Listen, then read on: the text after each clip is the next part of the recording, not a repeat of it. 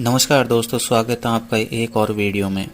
आज हम बात करेंगे बाबा साहब अम्बेडकर की राइटिंग एंड स्पीच के वॉल्यूम 8 से एक अंश को लेते हैं, जहां पर आज हम बात करेंगे वेदों की उत्पत्ति, ब्राह्मणों की व्याख्या अथवा बागजाल का एक प्रयास।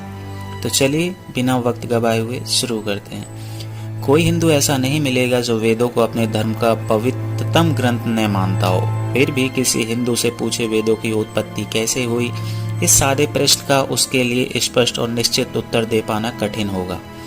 फिर भी यदि किसी वैदिक ब्राह्मण से प्रश्न किया जाए तो वह तुरंत कहेगा कि वेद सनातन है, परंतु इस प्रश्न का उत्तर नहीं है। सबसे पहले हम सब यह जान ले कि सनातन शब्द का अर्थ क्या है।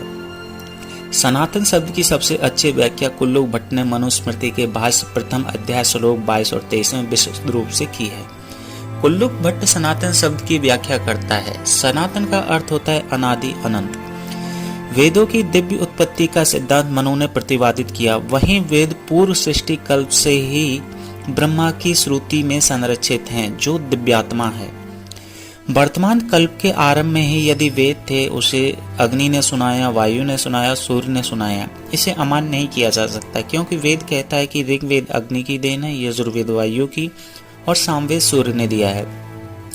कुल्लुक भट्ट की बात समझने के पूर्व कल्प का अर्थ समझना आवश्यक है। कल्प वैदिक ब्राह्मणों द्वारा की जाने वाली काल गणना है। ब्राह्मणों ने काल की इस प्रकार की गणना वर्ष, युग, महायुग, मनवंतर और कल्प। वर्ष को बड़ी सरलता से समझा जा सकता है। यह साल का समानांतर शब्द है। युग कितनी अवधि का होता है, इस पर वक्तव्य नहीं है। 4 युगों को मिलाकर एक महायुग बनता है: कृतयुग, त्रेता, द्वापर और कलयुग। यहाँ पर युगों के बारे में मैं पिछले वीडियो में चर्चा कर चुका हूँ दोस्तों, तो यहाँ पर मैं इनके बारे में न बताकर इसके आगे की बात करते हैं। महायुग और कल्प के विषय में कोई अनिश्चितता नहीं है। 71 महायुगों का एक कल्प बनाते हैं। फिर भी महायुग और मनवंतर काल के अंतराल के संबंध में कुछ अनिश्चितता है। एक मनवंतर 71 महायुगों के बराबर होता है या कुछ अधिक, जिसके विषय में निश्चित नहीं है। कुछ अधिक समय का अर्थ है ब्राह्मण इस बारे में निश्चित रूप से कुछ नहीं बता पाते। परिणाम स्वरूप मनवंतर और कल के बीच का समय निर्धारित हो ही नहीं पाता, परंतु हमारा इससे विशेष प्रयोजन नहीं है। फिलहाल कल्प तक सीमित रहते हैं। कल्प का सृष्टि और प्रलय से घनिष्ठ संबंध बताया गया है। सृष्टि उसका आरंभ है और प्रलय कल्प का अंत। इस प्रकार वेदों की उत्पत्ति कल्प से जुड़ी हुई है। इसका अर्थ यह है कि कल्प के आरंभ से सृष्टि आरंभ होती है और प्रत्येक कल्प में वेदों की नई श्रृंखला शुरू होती है। कुल्लुक यह कहना चाहते हैं कि प्रत्येक कल्प में नए वेदों की रचना होती है और ब्रह्मा अपनी स्मृति से उसे पुनः स्थापित करते हैं। इसी कारण वे वेदों को अनादि अनंत कहते हैं, अर्थात वे सनातन है। जो कुल्लुक भट्ट कहते हैं वह है कि वेद स्मृति से उत्पन्न होते हैं। वास्तविक प्रश्न यह है कि उसकी रचना किसने की है। प्रश्न नहीं है कि उसे स्मृति से कौन सुनाता है। यदि स्वीकार कर भी लिया जाए कि प्रत्येक कल्प के आरंभ में उसकी पुनरावृत्ति होती है, तो जब प्रथम कल्प आरंभ हुआ था तो उसकी रचना किसने की। वेद स्वतः प्रसूत तो हो नहीं सकते। यदि अनंत में भी तो अनादि तो नहीं हो सकते। ब्राह्मण स्पष्ट क्यों नहीं बताते, यह बागजाल क्यों। अगली है दोस्तों यहाँ पर तीसरी पहेली। वेदों की उत्पत्ति पर अन्य शास्त्रों के साक्ष्य क्या कहते हैं। वेदों की उत्पत्ति की खोज वेदों के साथ ही उत्पन्न हो गई थी। ऋग्वेद में वेदों की उत्पत्ति का प्रसंग है। वह प्रसिद्ध पुरुष सूक्त में उपलब्ध है। उसके अनुसार एक पौराणिक पुरुष के यज्ञ से वेद उत्पन्न हुए, जो ऋग्वेद, यजुर्वेद और सामवेद कहलाए।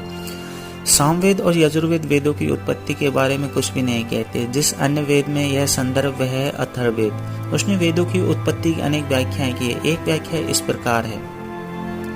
अथर्ववेद में इस विषय पर 2 अन्य प्रसंग हैं।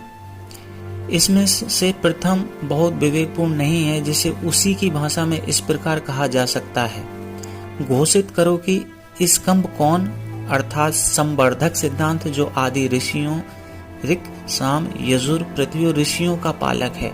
बताओ यह स्कंभ कौन है, जिससे ऋक ऋचाएं प्रस्फुटित हुई, जहां से वे यजुर में संक्रमित हुए, जिससे साम मंत्र उत्पन्न हुए, अथर्वण अंगिरस के मंत्र, उसकी वाणी। स्पष्ट यह है कि यह उसके लिए चुनौती है जो कहते हैं कि ऋक, साम और यजुर्वेद स्कंभ से उत्पन्न हुए। अथर्ववेद की दूसरी व्याख्या है कि ऋक, साम और यजुर्वेद इंद्र प्रदत्त है। वेदों को अपनी उत्पत्ति के बारे में स्वयं ही बताना है। वेदों के पश्चात ब्राह्मण ग्रंथ आते हैं। हमको यह पूछताछ करनी ही चाहिए कि वे इस संबंध में क्या कहते हैं। केवल शतपथ ब्राह्मण, तैत्तिरीय ब्राह्मण, ऐतरेय ब्राह्मण कौशिकी ब्राह्मण में वेदों की उत्पत्ति की व्याख्या की गई है। शतपथ ब्राह्मण में कई व्याख्याएं एक प्रजापति को वेदों का सृष्टा मानते हैं। उसके अनुसार आरंभ में एक में प्रजापति ही ब्रह्मांड थे। उसकी इच्छा हुई मेरी अभिवृद्धि हो, मेरा विस्तार हो। उन्होंने उपासना की, तप किया।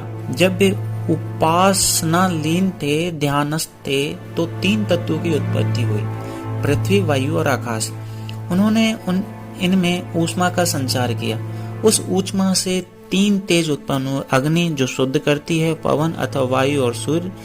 इन तीनों तेजों में ऊष्मा का संचार किया।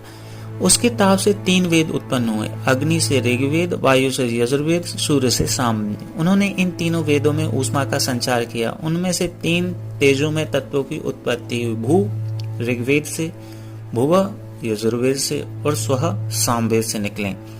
अब ऋग्वेद अधर्व्यू का अधिष्ठाता बना और सामवेद उद्गत्री का कर्ता बना और 3 विधाओं से ब्राह्मण का कार्य इन तत्वों के माध्यम से निर्धारित हुआ, जैसे कि तीनों वेद आपस में एक हैं।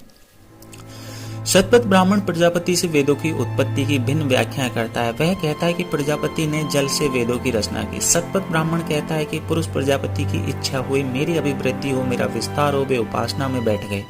उन्होंने घोर तप किया। इस तप से उन्होंने सर्वप्रथम पवित्र त्रिवेद विज्ञान प्रज्ञा की रचना की। यह उनका आधार बना। उन्होंने कहा प्रज्ञा ब्रह्मांड का मूल है। वेदों के अध्ययन के पश्चात पुरुष को स्थायी आधार मिलता है, क्योंकि प्रज्ञा उसका मूल है। इस आधार पर प्रजापति ने घोर तप किया। उन्होंने वाणी से जल की रचना की। उन्होंने बाज की भी रचना की। उसके विस्तरण से जल अप कहलाया। उसकी सर्वत्र व्यापकता से वह वार बना। उन्होंने चाहा मेरे जल से विस्तार हो। इस त्रिवेद विज्ञान से वे जल में प्रविष्ट हुए। तब एक अंडज उभरा। उन्होंने उसे सरकाया और कहा भव भव पुनर्भव। तब प्रज्ञा का जन्म हुआ, त्रिवेद विज्ञान। फिर पुरुष ने कहा प्रज्ञा ब्रह्मांड की प्रथम सृष्टि है। पुरुष के समक्ष सर्वप्रथम प्रज्ञा की रचना हुई, इसलिए यह उसका मुख बने। इस प्रकार वे आगे कहते हैं वह अग्नि के समान है, क्योंकि प्रज्ञा अग्नि का मुख है। शतपथ ब्राह्मण में तीसरी व्याख्या इस प्रकार की गई है, मैं तुझे सागर में स्थापित किया, वही तेरा आसन है। मस्तिष्क सागर है। मानस सागर से बांस द्वारा भगवान के कुदाली से त्रिवेद विज्ञान को खोदकर बाहर निकाला। तत्पश्चात इस मंत्र का उच्चारण किया, प्रज्ञावान देवता जाने। उन्होंने इस सामग्री को कहाँ रखा जिसे ईश्वर ने तेजधार कुदाली से खोदकर बाहर निकाला था। मस्तिष्क समुद्र है, बांस तीव्रधार कुदाली है, त्रिवेद विज्ञान समीधा है। इस संबंध में इस मंत्र को उच्चारा व मस्तिष्क में समा गया। ब्राह्मण की 3 व्याख्याएं। वह कहता है कि वेदों के कर्ता प्रजापति हैं। वह यह भी कहता है कि प्रजापति ने राजा सोम को बनाया। तत्पश्चात तीनों वेदों की रचना की गई। इस ब्राह्मण की दूसरी व्याख्या का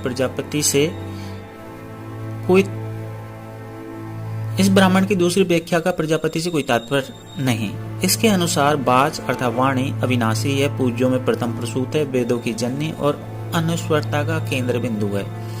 हमें आनंदोपार्जन कर वह यज्ञ में प्रवेश करती है। मेधावी ऋषि मंत्रों के श्रेष्ठ, जिसका अनुग्रह तप और कठोर उपासना से प्राप्त करते। ऐसी रक्षा की देवी सरस्वती मेरा आह्वान सुनने को उद्यत हो। इसके ऊपर ब्राह्मण तीसरी व्याख्या देता है। वह कहता है कि वे प्रजापति की दाढ़ी से उत्पन्न हुए। तो दोस्तों यहीं पर इस वीडियो को समाप्त करता हूँ। आगे आपके सामने दूसरा वीडियो लेके आऊंगा जिसमें इसकी और व्याख्या हम लोग करेंगे। अगर वीडियो अच्छा लगता है लाइक कीजिए, सब्सक्राइब कीजिए, बेल आइकन दबाइए। मिलते हैं और दूसरी वीडियो, तब तक के लिए धन्यवाद।